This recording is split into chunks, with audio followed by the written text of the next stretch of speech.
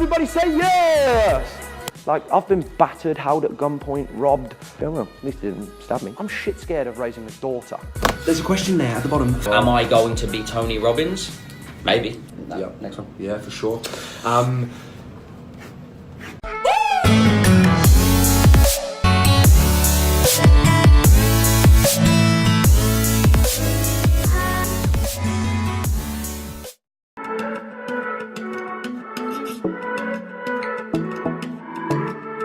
Hi guys, as you can see behind me, we're just coming through the Gold Coast waterways now. We're fortunate enough through the course of today and tomorrow, we're going to be speaking on behalf of Ruby Communications, who are a public relations business based out of the Gold Coast and Brisbane, but that operate nationally.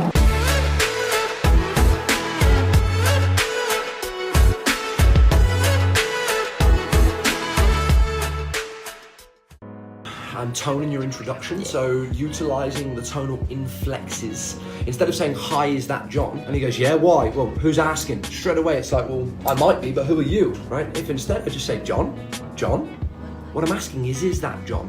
But because I didn't have to say the is that component to it, it causes the customer to believe there may be some existing relationship. And also by asking a past tense question such as, how have you been? How have things been?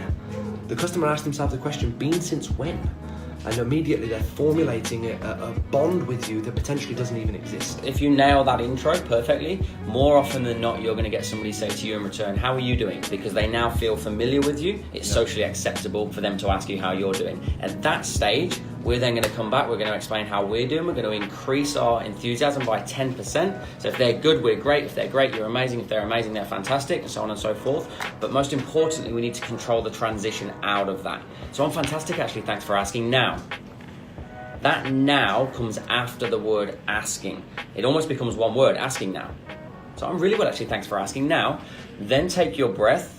Then we transition into the purpose of your call. G'day guys, my name is Michael. I'm Nikki. And we're Intuito. For me, it pretty much started that like after school, like you're told what you should do, where you should go and whatnot.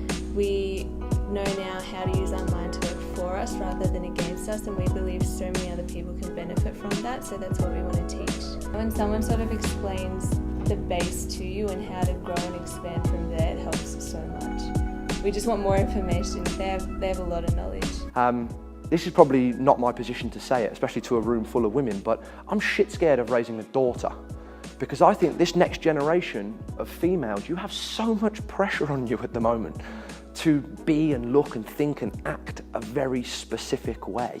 But I think there's an old ancient Japanese proverb that says that we wear three masks. We have the mask that we wear to go to our occupation, we have the mask that we wear with our friends and family members, and we have the mask that we wear when only we are looking.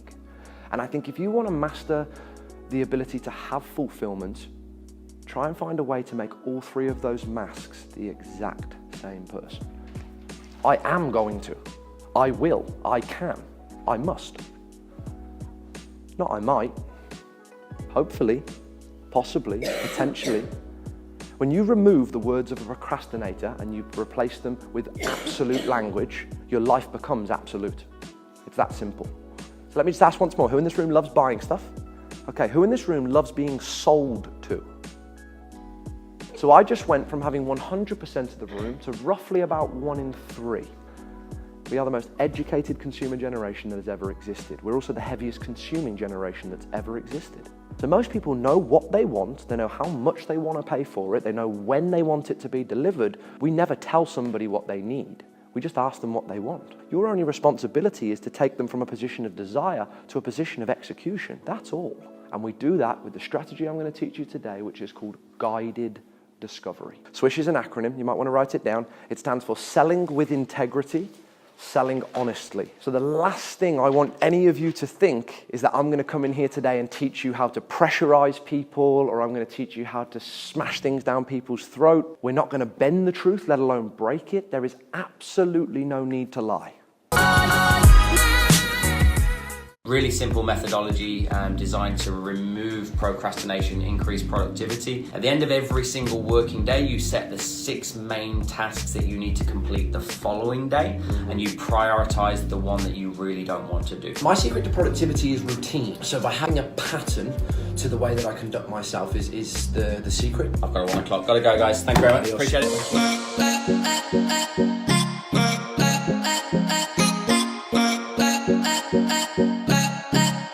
Hi, is that Hannah? Yeah. Hi, Hannah. It's Jack Corbett from Ruby Communications. How are you? Well, thank you. How are you? Good. I'm really well. She's well? I'm really well. Thank you for asking. But I am a little bit pressed for time. So look, I'm going to keep this efficient if that's okay. Look, okay. Listen, I believe you put your details into our website. You're searching for some PR services at the moment. Is that correct? Yes, that's correct. Are you with me? So I've told her to look. I've told her to listen. But also what I did is I framed time.